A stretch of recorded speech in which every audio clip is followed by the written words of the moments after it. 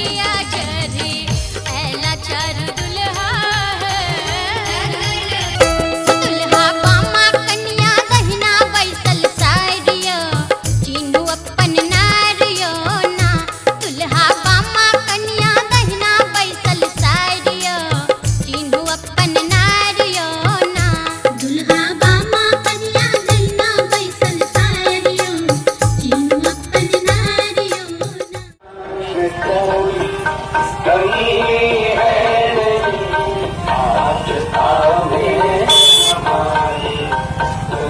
आप दोनों भाई आज मंद मंद दूसरे को देख के इतना क्यों मुस्कुरा रहे हैं?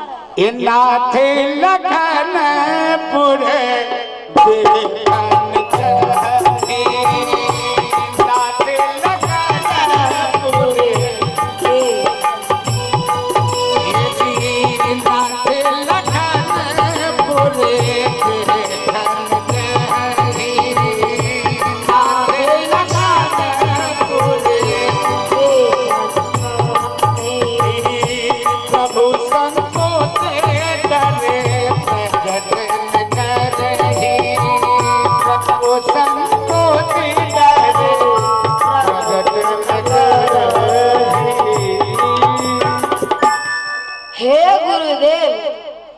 लखनलाल मिथिला नगर दर्शन करना चाहते हैं, परंतु प्रभु के संकोच से, आपके संकोच से और मेरे डर से कुछ प्रकट नहीं कर रहे हैं। हे गुरुदेव, यदि आपका आज्ञा पाऊं तो लखनलाल को मिथिला नगर दिखला लाऊं। जाहिदे क्या बहु नगर सुख निधान दो भाई करहु सुबल सबके नैने सुंदर बदन दिखा। हे रामलाल जी, जाइए देखिएगा भी और दिखलाइएगा भी। बोलिए बाबा विश्वामित्र जी महाराज की। अरे मुनि पद कमल बंद जो उठाता।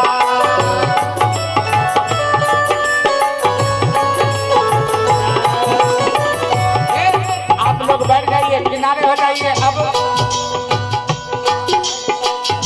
मुनि पद कमल बंद जो उठाता। मुनि पद कमल बंद उठाता।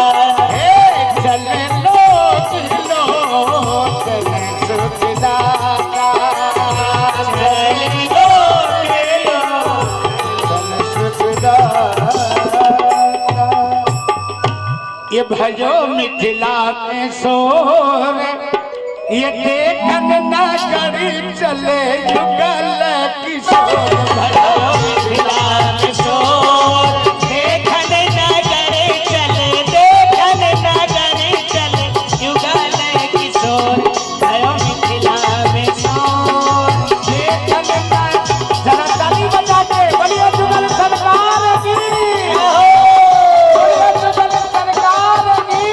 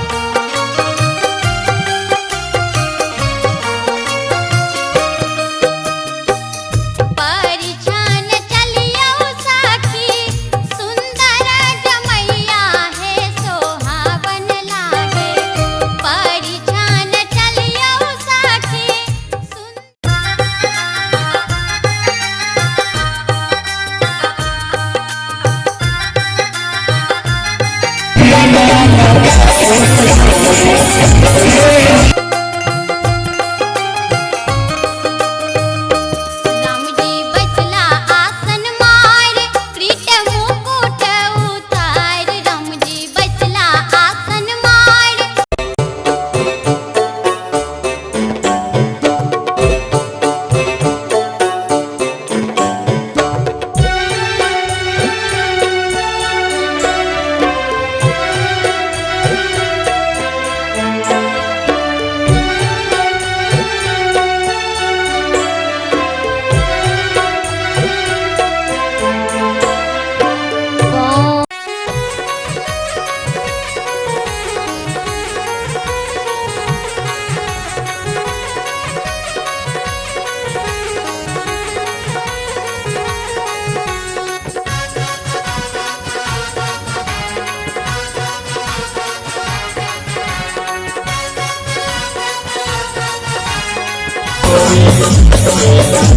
Oh,